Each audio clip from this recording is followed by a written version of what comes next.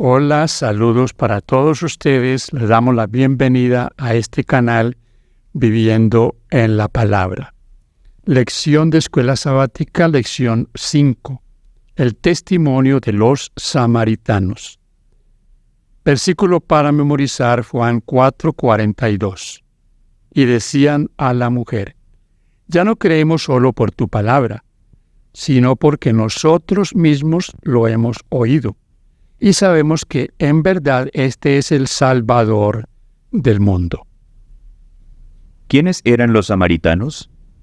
Israel, el reino del norte, fue llevado cautivo por los asirios en el año 722 a.C. para crear estabilidad política. Los asirios dispersaron a sus cautivos por todo el imperio. Asimismo, cautivos de otras naciones fueron llevados a repoblar el reino del norte. La población mixta resultante fueron los samaritanos, quienes practicaban su propia forma de judaísmo. Sin embargo, las relaciones entre ellos y los judíos no eran buenas. Por ejemplo, los samaritanos se opusieron a la reconstrucción del templo cuando los judíos regresaron de Babilonia.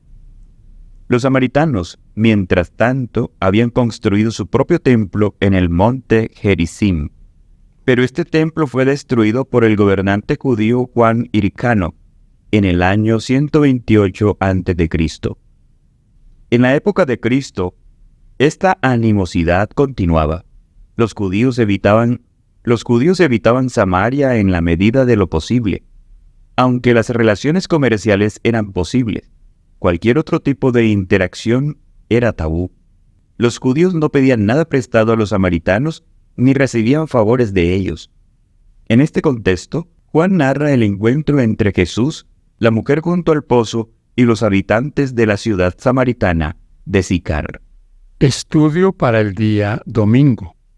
El escenario del encuentro. ¿Cuál fue el trasfondo que llevó a Jesús a pasar por Samaria? Juan 4, 1 al 4. Cuando pues el Señor entendió que los fariseos habían oído decir: Jesús hace y bautiza más discípulos que Juan, aunque Jesús no bautizaba sino a sus discípulos, salió de Judea y se fue otra vez a Galilea, y le era necesario pasar por Samaria. Este es un encuentro posiblemente improbable para un judío, pero el Señor había ido a ese lugar con un propósito. Los fariseos descubrieron que los discípulos de Jesús bautizaban más gente que los de Juan el Bautista. Esta situación podía crear tensiones entre los seguidores de Juan y los de Jesús. Los discípulos de Juan, como es natural, eran celosos de la reputación y el estatus de su maestro. Juan 3, 26 al 30. La impresionante respuesta de Juan fue que él debía disminuir, pero que Jesús debía aumentar. Juan 3:30. Probablemente para evitar la confrontación, Jesús abandonó Judea para dirigirse a Galilea. Samaria ofrecía la ruta más directa entre esos dos lugares, pero no era la única posible. Los judíos devotos tomaban el camino más largo, yendo al este a través de Perea, pero Jesús tenía una misión en Samaria. ¿Cómo aprovechó Jesús esta oportunidad para entablar un diálogo con la mujer samaritana? Juan 4, 5 al 9. Vino pues a una ciudad de Samaria llamada Sicar, junto a la heredad que Jacob dio a su hijo José, y estaba allí el pozo de Jacob. Entonces Jesús, cansado del camino, se sentó así junto al pozo. Era como la hora sexta. Vino una mujer de Samaria a sacar agua, y Jesús le dijo: dame de beber, pues sus discípulos habían ido a la ciudad a comprar de comer. La mujer samaritana le dijo: ¿cómo tú, siendo judío, me pides a mí de beber, que soy mujer samaritana? Porque judío y samaritano no se tratan entre sí. Notemos aquí las oportunidades que el Señor aprovechaba en su trabajo. Igual nosotros debemos hacerlo. porque los prejuicios siempre son un impedimento para el avance de la obra. Había prejuicios entre judíos y samaritanos. De eso podemos deducir que la mujer fuese al pozo al mediodía, para evitar encontrarse a esa hora con los habitantes de aquel lugar. Mis hermanos queridos, ¿cuál fue la intención del Señor? ¿Cuál hubiese sido su presencia allí cambió la vida de esta mujer? Eso es lo que el Señor desea hacer con nosotros, cambiar nuestra vida. Desea que al tener un encuentro con Él, como el encuentro de esta mujer, nuestra vida tome un giro totalmente contrario a lo que hacemos diariamente. Esta pregunta es para que la dialoguemos. ¿Cuáles son algunos prejuicios de tu propia cultura que podrían obstaculizar tu testimonio en favor de los demás? ¿Cómo es posible aprender a superarlos? Compartamos una respuesta en nuestro estudio, en nuestra clase. Así que, mis hermanos, este encuentro cambia la vida de esta mujer. Lección para el día lunes. La mujer junto al pozo. ¿Cómo aprovecha Jesús este encuentro para empezar a dar testimonio a esta mujer? Juan 4, 7 al 15. Vino una mujer de Samaria a sacar agua y Jesús le dijo: «Dame de beber». Pues sus discípulos habían ido a la ciudad a comprar de comer. La mujer samaritana le dijo: «¿Cómo tú, siendo judío, me pides a mí de beber que soy mujer samaritana? Porque judíos y samaritanos no se tratan entre sí». Respondió Jesús y le dijo: «Si conocieras el don de Dios, ¿y quién es el que te dice, dame de beber? Tú le pedirías, y él te daría agua viva». La mujer le dijo: «Señor, no tienes con qué sacarla, y el pozo es hondo. ¿De dónde pues tienes el agua viva? ¿Acaso eres tú mayor que nuestro padre Jacob, que nos dio este pozo, del cual bebieron él, sus hijos y sus ganados?» Respondió Jesús y le dijo: «Cualquiera que bebiere de esta agua volverá a tener sed, mas el que bebiere del agua que yo le daré no tendrá sed jamás, sino que el agua que yo le daré será en él una fuente de agua que salte para vida eterna». La mujer le dijo: «Señor, dame esa agua, para que no tenga yo sed, ni venga aquí a sacarla». En el deseado de todas las gentes, página 162, Elena White dice: «El odio que reinaba entre los judíos y los samaritanos impidió a la mujer ofrecer un favor a Jesús, pero el Salvador estaba tratando de hallar la llave de su corazón, y con el tacto nacido del amor divino, Él no ofreció un favor, sino que lo pidió. El ofrecimiento de un favor podría haber sido rechazado, pero la confianza despierta confianza. Este es, mis hermanos y amigos, uno de los momentos bonitos en el ministerio del Señor Jesús. La mujer junto al pozo, cómo ella encontró eso que en el corazón aquellos sinceros y mujeres sinceras buscan de Dios. Una palabra de esperanza. Una mujer que rehuía tal vez el estar entre el pueblo o encontrarse en algún momento con personas que la conocían. Pero se encontró con el Señor. Se encontró con aquel que es el agua de la vida. Y esa experiencia cambió su vida totalmente. Tal como Nicodemo, ella necesitaba una conversión. Necesitaba una experiencia de vida. Una experiencia que cambiara su vida totalmente. ¿Cuál es el trasfondo veterotestamentario de la afirmación de Jesús acerca del agua viva? Jeremías 2:13. Porque dos males ha hecho mi pueblo, me dejaron a mí, fuente de agua viva, y cavaron para sí cisternas rotas que no retienen agua. Zacarías 14:8. Acontecerá también en aquel día que saldrán de Jerusalén aguas vivas, la mitad de ellas hacia el mar oriental y la otra mitad hacia el mar occidental, en verano y en invierno. El agua es necesaria para la vida. Los seres humanos no pueden existir sin ella, por lo que también puede ser una imagen poderosa y apropiada de la vida eterna. Por eso dice Jesús: el que beba del agua que yo le daré no tendrá sed jamás, sino que el agua que yo le daré será en él un manantial que brota para vida eterna. Juan 4:14. Al leer Juan 7, 37 y 38, ¿qué nos dice Jesús en estos versículos y cómo podemos experimentar lo que nos promete? Juan 7, 37 y 38. En el último y gran día de la fiesta, Jesús se puso en pie y alzó la voz, diciendo: Si alguno tiene sed, venga a mí y beba. El que cree en mí, como dice la Escritura, de su interior correrán ríos de agua viva. ¿Notan ustedes ahí la experiencia que debemos tener los creyentes en el Señor? Al creer en Él, al aceptarlo, dentro de nosotros hay un cambio. Y como dice el texto, corren ríos de agua viva.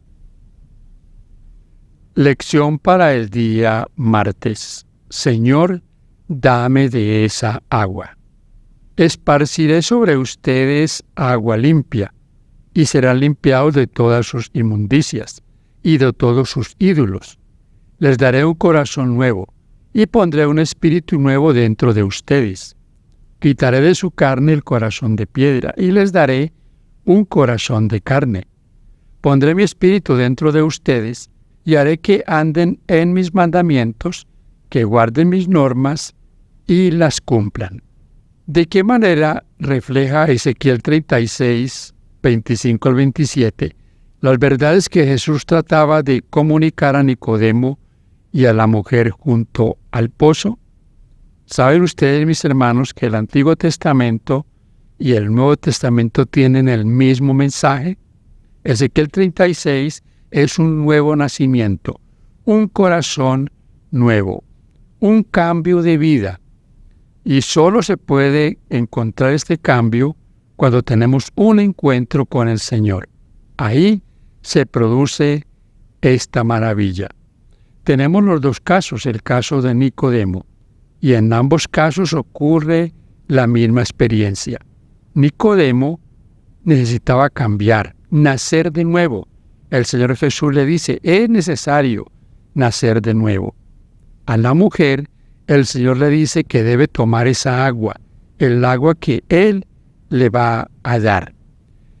Así que interesante que todos dos, la mujer y Nicodemo, pensaban en asuntos o enfocaban todo en lo terrenal. Pero el Señor los llevó a la parte espiritual, donde cada uno de nosotros debe tener ese encuentro con el Señor. ¿Cómo respondió Jesús a la petición de la mujer? Juan 4:16. Jesús le dijo: Ve, llama a tu marido y ven acá. Jesús cambia súbitamente el tema de la conversación y pide a la mujer que vaya a llamar a su marido y vuelva. ¿A qué se debe este repentino cambio de tema? Las acciones de la mujer denotaban evasión. Jesús pudo leer su corazón.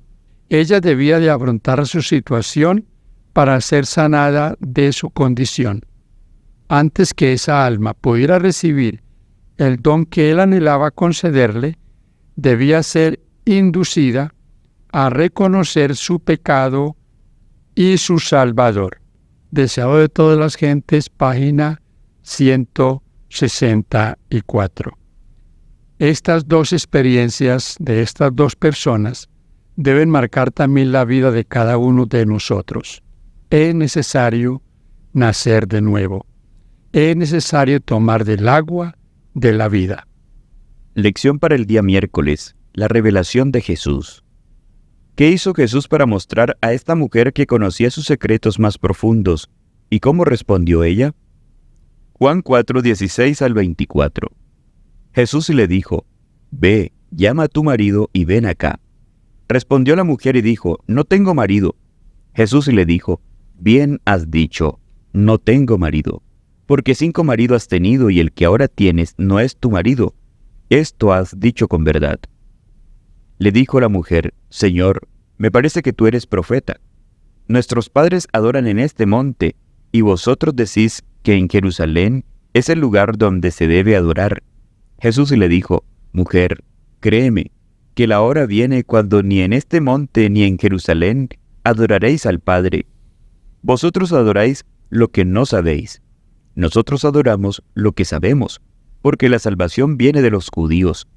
Mas la hora viene, y ahora es, cuando los verdaderos adoradores adorarán al Padre en espíritu y en verdad, porque también el Padre tales adoradores busca que lo adoren. Dios es espíritu, y los que lo adoran en espíritu y en verdad es necesario que lo adoren. En este punto es interesante notar cómo ella evade la verdad, evade las preguntas del Señor. La evasión es algo que es muy común en aquellos que están apenas conociendo de la verdad. Cuando se sienten que es con ellos, entonces tratan de evadir su responsabilidad. Ella reconoce que él es profeta, porque el texto dice: me parece que eres profeta, pero trata de evadir esa responsabilidad. El Señor busca, mis hermanos, como dice el texto, verdaderos adoradores, que le adoren en espíritu y en verdad. La verdad que llega a nuestro corazón, posiblemente cuando llega directamente, es una verdad que cega los ojos, pero aquel que es sincero abrirá su corazón a esa verdad que viene de lo alto, que el Señor a través de su palabra quiere llevarnos a entender que hay una verdadera adoración, que hay un verdadero culto y que está ligado siempre a lo que Dios espera de nosotros, que Dios desea que le adoremos en espíritu y en verdad. ¿Cómo le reveló Jesús su identidad? Juan 4, 25 al 26. Le dijo la mujer: Sé que ha de venir el Mesías llamado el Cristo. Cuando Él venga, nos declarará todas las cosas. Jesús le dijo: Yo soy el que habla contigo. No ahorra el Señor ningún esfuerzo para atraernos a Él. Eso hizo con esta mujer. Aquí es el único pasaje que encontramos nosotros donde el Señor declare que Él es el Mesías. Muchas veces trató de ocultarlo. Dijo a ellos, a quienes sanaba, o a sus discípulos: no lo digan a nadie. Pero aquí Él lo está afirmando: yo soy el que habla contigo. ¿Qué debería decirnos esta historia acerca de por qué el Evangelio debe derribar las barreras que los humanos creamos entre nosotros? Que Dios nos ayude, mis hermanos y amigos, como ya hemos dicho, a despojarnos de esos prejuicios y poder llevar el mensaje a todo aquel que lo necesita. Lección para el día jueves: el testimonio de los samaritanos. Al leer Juan 4, 2 al 29, ¿qué medida sorprendente tomó la mujer? Mis hermanos, encontramos en este relato bíblico de Juan 4 un proceso maravilloso, el proceso de la predicación. La mujer finalmente, entendiendo que Él es el Mesías, va a la ciudad y cuenta a los hombres: he hallado a uno que me ha dicho todo lo que he hecho. ¿No será este el Mesías? Los hombres creen al mensaje de la mujer y van a donde está Jesús. Y noten ustedes allí todo lo hermoso que acontece en cuanto al proceso de conocer el mensaje de salvación. Lo acepta alguien en la casa y éste comienza a transmitirlo a los demás miembros de las familias, a los amigos, y así se va esparciendo el mensaje de salvación. Dice en nuestro estudio: parece extraño que la narración de Jesús acerca de una cosecha interrumpa el relato de la conversión de muchos en la ciudad. Pero Juan quiere que veamos cómo entendió Jesús lo que estaba sucediendo. Compartir el plan de salvación con la mujer samaritana era mucho más importante para él que comer. Llevar a las almas a la salvación era su propósito, y aprovechó esta ocasión para enseñar a sus discípulos la urgencia de compartir el Evangelio con todas las personas, incluso con las que no eran como ellos. Hay muchos puntos culminantes en el Evangelio de Juan. Sin duda en Juan 4:39 al 42 está entre ellos. Muchos de los samaritanos creyeron debido al testimonio de la mujer que afirmó: «Me dijo todo lo que hice». Juan 4:39. Los samaritanos pidieron a Jesús que se quedara con ellos. El resultado fue que muchos más creyeron gracias a las palabras de Jesús y decían a la mujer: «Ya no creemos solo por tu palabra, sino porque nosotros mismos lo hemos oído y sabemos que en verdad este es el Salvador del mundo». Juan 4:42. ¿Qué nos dice esta historia acerca de cuán poderoso puede ser el testimonio de una sola persona? ¿Cuán poderoso es tu testimonio acerca de lo que Jesús hizo en tu vida? Lección para el día viernes. Lee en El deseado de todas las gentes de Elena de Guay el capítulo Junto al pozo de Jacob en la página 155-166. En este mismo libro, en la página 166, leemos: Tan pronto como halló al Salvador, la mujer samaritana trajo otros a él. Demostró ser una misionera más eficaz que los propios discípulos. Ellos no vieron en Samaria indicios de que era un campo alentador. Tenían sus pensamientos fijos en una gran obra futura, y no vieron que en derredor de sí había una mies que cegar, pero por medio de la mujer, a quien ellos despreciaron, toda una ciudad llegó a oír del Salvador. Ella llevó enseguida la luz a sus compatriotas. Esta mujer representa la obra de una fe práctica en Cristo. Cada verdadero discípulo nace en el reino de Dios como misionero. El que bebe del agua viva llega a ser una fuente de vida. El que recibe llega a ser un dador. La gracia de Cristo en el alma es como un manantial en el desierto, cuyas aguas brotan para refrescar a todos, y da a quienes están por perecer avidez de beber el agua de la vida. Preguntas para dialogar. 1. Repasen en clase sus respuestas a la pregunta final del domingo. Sean muy sinceros al respecto. ¿Cuáles son los prejuicios de tu cultura que podrían obstaculizar tu testimonio en favor de los demás? 2. ¿Por qué crees que Jesús fue tan cálidamente acogido entre los samaritanos, a diferencia de lo que ocurrió entre algunos de los suyos? 3. Ponte en el lugar de esa mujer samaritana. Un completo extraño viene y te hace saber que está al tanto de tus más profundos secretos. ¿Cómo podría alguien, mucho menos un extraño, saber estas cosas? No es de extrañar que Jesús la impresionara. ¿Qué debería decirnos esta historia acerca del conocimiento total que el Señor tiene de nosotros, incluso de los secretos más profundos y oscuros que no quisiéramos que nadie supiera? Sin embargo, ¿qué nos dice el modo en que la trató acerca de cómo desea tratarnos a pesar de conocer nuestros secretos? ¿Qué consuelo obtienes de esta verdad? Y 4. ¿Qué temas del Evangelio de Juan que hemos estudiado hasta aquí se encuentran en el ministerio de Jesús en favor de la mujer samaritana junto al pozo? Gracias, mis hermanos queridos, por acompañarnos hasta este punto. Bendición para todos.